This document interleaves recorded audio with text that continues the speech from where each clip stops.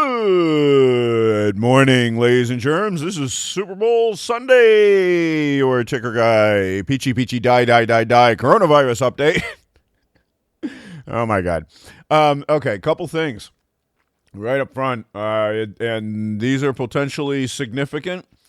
One of them is that the GIS and data map update that has been quite reliable here for the last number of days in terms of getting updates on a regular basis, and in fact, got one last night, all of a sudden went silent. Do not have an update on it today yet. Now, that's troubling. The BNO news table is still here, and it is showing the same numbers. Now, the interesting thing about this is that within about 20, the counts are approximately the same. So I'm a little nonplussed by this because I updated this when I went to bed, and I get up this morning. It's been 8 hours, and there's a couple hundred cases that have been updated. Now, one of the notes to put on this, a little asterisk on these numbers, is that China, of course, is on the other side of the planet, and therefore when they're sleeping is different than when we're sleeping. And as a result, the updates are a little sporadic is not all that surprising. But I have to say, I'm not real happy that as things stand right now, it looks like we're a day behind on one of these tables. And I'm not sure that we are, but if one of the sources of data has disappeared, it is of considerable concern. Again, nobody ever stops talking about things that are positive. They only do things like that when they've got something that they don't want you to know about. I've also had people banging on me about this New England Journal of Medicine article on the first case of the coronavirus that was found in the United States. And I do want to make some commentary about that because reading that is quite interesting.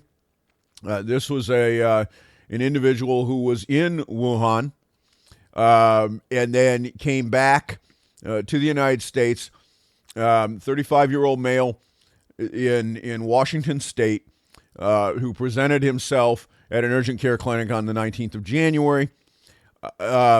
And they, it was later confirmed that he, in fact, had the coronavirus and had a relatively severe outcome. Now, he recovered, and it appears from all the information that we have that he's going to be okay. But he developed a fairly nasty pneumonia as a consequence, as a secondary consequence of the virus itself. And that's kind of an interesting thing to look at, in that when you read through that article, and I'm not, it's for my personal use only. So if you want it, you got to go over to nejm.org and sign up for an account and grab a copy of it. What I think is interesting about this, though, is that this confirms this case report confirms something that has been anecdotally reported other places. And it's something that we need to pay a lot of attention to, and that is that the virus is showing up in people's stool. That's a problem. Not for us so much. Folks, I don't know exactly how to, if you have not traveled outside the United States and in Western Europe, in other words, the civilized part of the world, so to speak, if you've never traveled outside of those areas, then you just really kind of sort of don't get it. All right? These specific types of viruses show up in feces. Whether or not they're contagious there is an open question, but I will note that a number of other really nasty bugs spread through fecal material. And some of the terrible things that have beset humanity over the years have done so as a result of contamination from feces. When you are outside of the United States and outside of the so-called developed world, you're going to find yourself faced with a number of very different conditions than what you're used to seeing. Okay? And by the way, Japan is one of the places where you tend to to find real, real sanitation in that regard, which is also interesting because if you'll notice, Japan, although it's very close to mainland China, so far has a grand total of 20 reported cases. 20 to 0. Now that's and by the way, they're the second largest report, and then things start to go down from there. If you go into India, you will find that there are plenty of places outside of the major population centers where people still crap on the side of the road, literally. There is no sanitation per se like we think of. And throughout much of Asia and the rest of the world, including a lot of the Muslim countries, you have squat toilets. In China and many other parts of the Asian continent, there is essentially no sanitation in public toilet facilities of any sort. There's no running water, there's no sink, there's no soap, and there's no way to dry your hands. And so what do you think people do? All right. Incidentally, if you really want to be grossed out, pay attention to what hand people use to shake with and handle food and why in certain other parts of the world. I'll leave it at that. You do your own investigation on the rest. I think I've explained enough for you to figure out what's going on.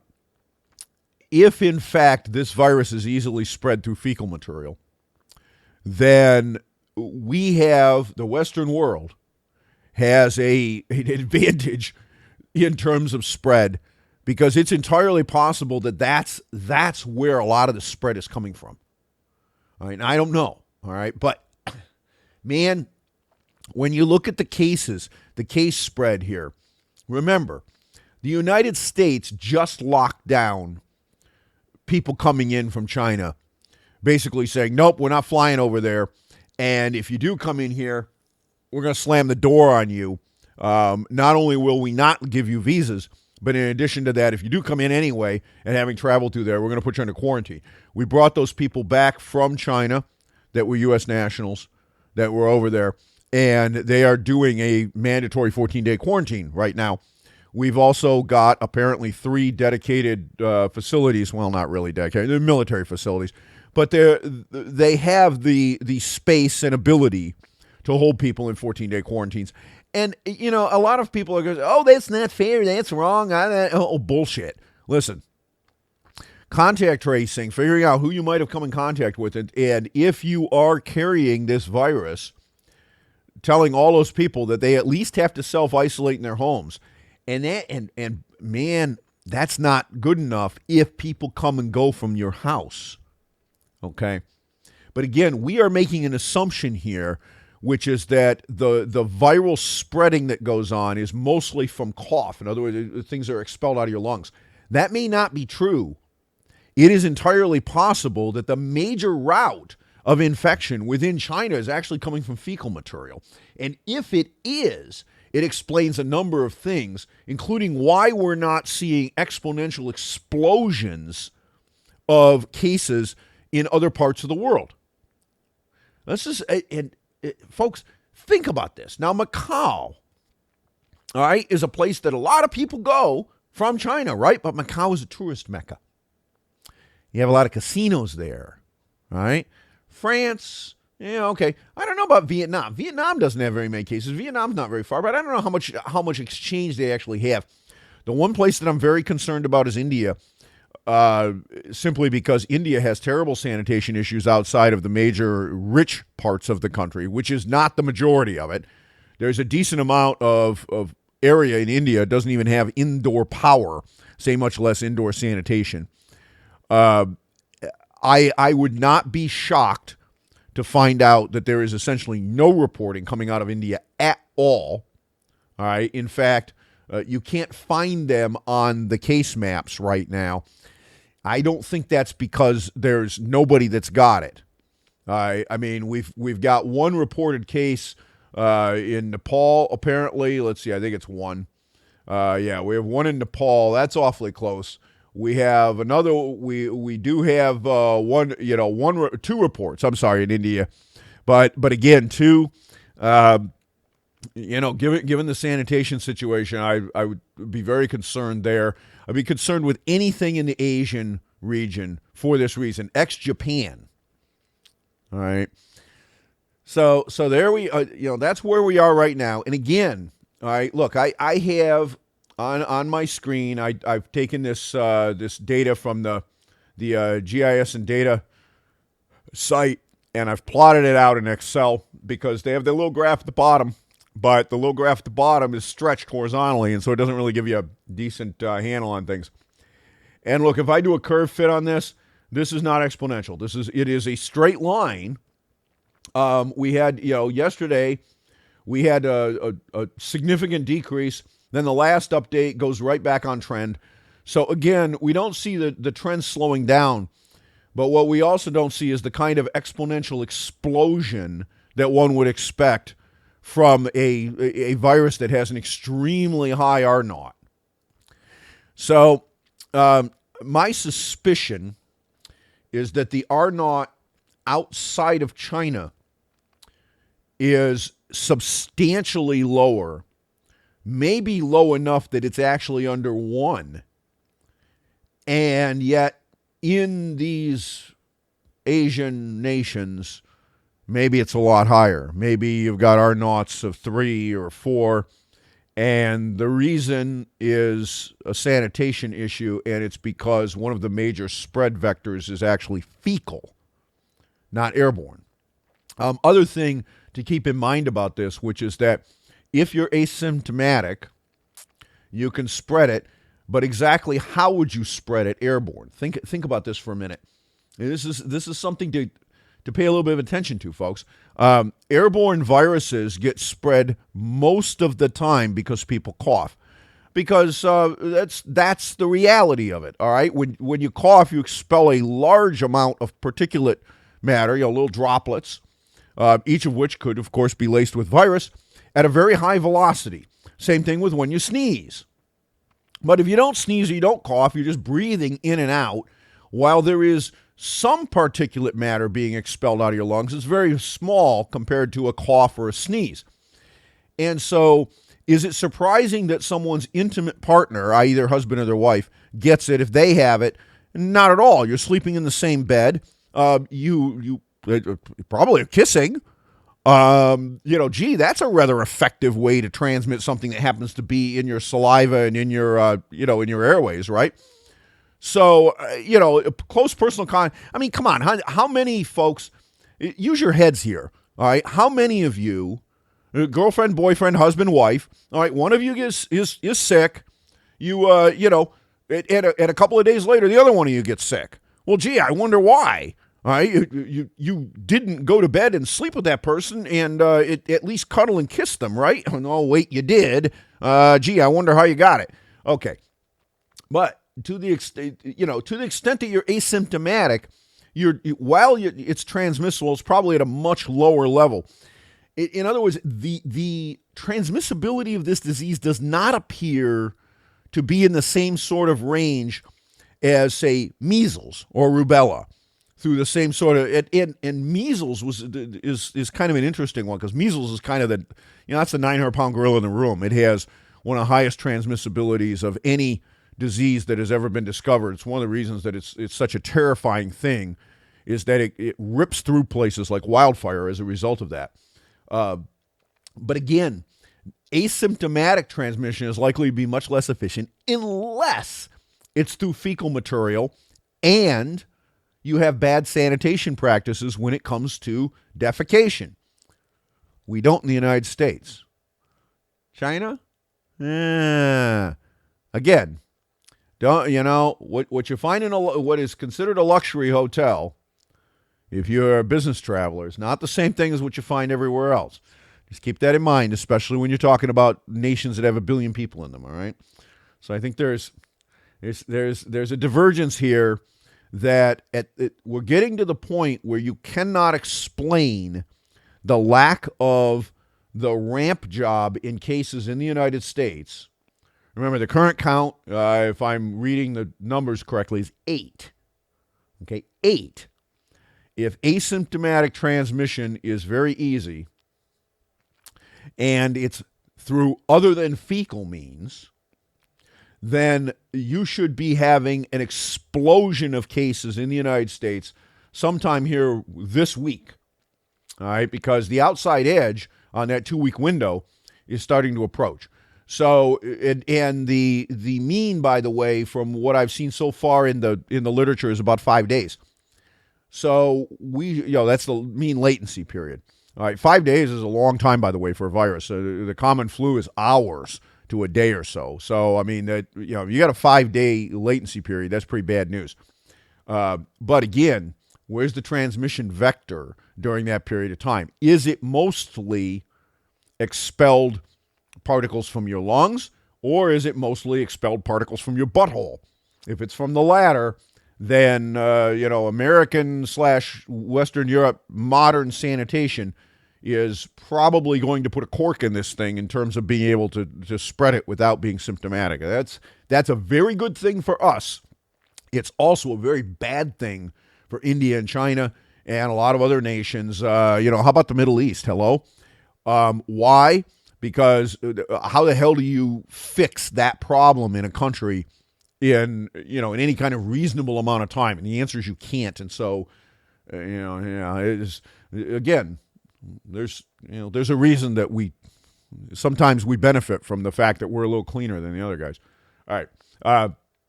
Impeachment, there's really nothing to talk about there. One thing that there is, though, to talk about in the political realm, and I think that we ought to pay attention to it, is I don't know if conspiracy is the right word, but they want Mike Bloomberg on the debate stage, and they're changing the rules to let him on, even though under the debate rules that the Democrats had adopted, he didn't qualify. All right, and then the other thing is they appear to be after Bernie again with long knives. To the extent that the Democrats in this country, I'm not one, so hey, listen. I'm outraged simply because the reality is that you shouldn't be doing this. But I want to remind everybody, in the context of party politics, you are not guaranteed by law or anything else a fair nominating contest on the merits. It is called a presidential preference primary, folks. That's its formal name. You are not guaranteed a fair contest. The party is not required to have a contest. You might be able to raise a common law fraud claim somewhere, but that's about all you got. So you need to be very aware of the fact that this is going on. I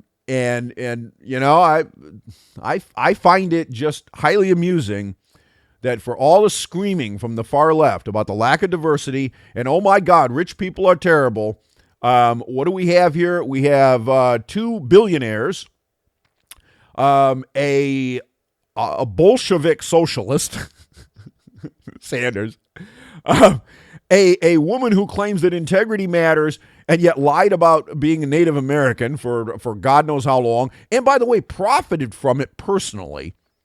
All right, let's not forget that this wasn't just about lying for political purposes. She made money off of it. All right, and so and a lot of it too. So there's a man, who the hell's left? You want to know why they want to impeach Donald Trump and will probably try again? Because this is the field that they've got out there on the other side of the aisle. Who beats him in a general election? I mean, don't get me wrong. I'm not saying that Donald Trump is a great guy, that I like him, because God knows I don't. But while we're pounding each other over the head with toy dinosaurs, we're playing 2-year-old daycare here, guys. Has anybody paid any attention to the BS going on in the medical sector and actually doing something about it? Bloomberg wants to put a 5% surtax on people who make more than $5 million a year. Okay. That's better than trying to confiscate wealth, which, by the way, probably doesn't work out so well. But there's trouble with doing that too, which is that there are ways to structure your income so you don't make more than $5 million a year, but you still get the benefit from it, and essentially defer it. if you're making $5 million or more a year, you can almost certainly come up with the legal and tax planning advice to pull this off, which means it will be evaded to a large degree, all legally.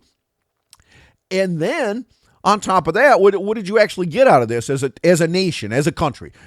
Are we, he says, well, I'll get $5 trillion over 10 years out of this. That's $500 billion a year. No, you won't. You might get it in the first year because people can't restructure quickly enough in order, if you pass it towards the end of the year, they can't do the things that they have to do to do that in the remaining time. But from that point forward, it won't happen. It's the same thing as trying to tax people at over a certain amount of income at extremely high rates. They just stop working at the point that they get there because why work? You don't get to keep paying the money. I think I'm going to go sit on the beach and suck down Mai Tais. And that's exactly what they'll do. So, let's cut the BS about the efficacy of such attempts. It's not going to work. It never has in the past. It won't this time either.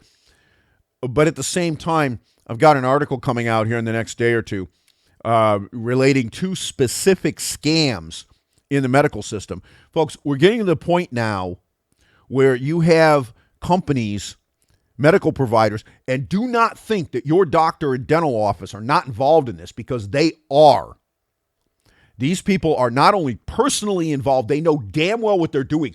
And at a time that we're dealing with this virus, and there may be actual requirements for medical care, boy, oh boy, this kind of stuff, there ought to be jail right now for an awful lot of people. And if the Democrats actually want to get traction on this, because Trump said he was going to do this, remember, 3 separate points in his campaign website disappeared on the night of the election. Oh, man. Where'd they go? How come none of it's been done? As the head of the executive, he can do anything under the existing 100-plus-year-old law, including throwing people in prison. And he hasn't done it, and you know why? Because the stock market would go down. You got the same kind of thing going on here. Some of this, one piece of this involves an intentional, what looks like a conspiracy to actually get people hooked on opiates. Folks, oh my God. All right. I mean, now, is that the stated purposes? Oh, well, of course not. The purpose, the business purpose, is to make money.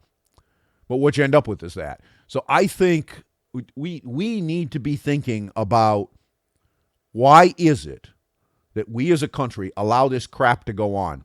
Why haven't we, as Americans, put our foot down and said, no more, damn it? You will stop this, or you will leave office. You will have 2 choices. One of them is resign. The other one's a lot less pleasant. Because I'll tell you what, we are looking at 2024 is still out there, folks.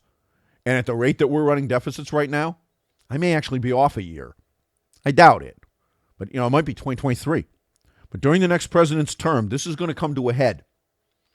And frankly, as things stand right now, I don't see anybody on the Democrat side of the aisle that can beat Trump in the general. All right, which means he's going to be president. I don't see how he loses short of a major market dislocation, which, by the way, he will try like hell to have not happen. And incidentally, how'd that work out in 2008? I just keep this in mind. 2008 was an election year, right? Remember that?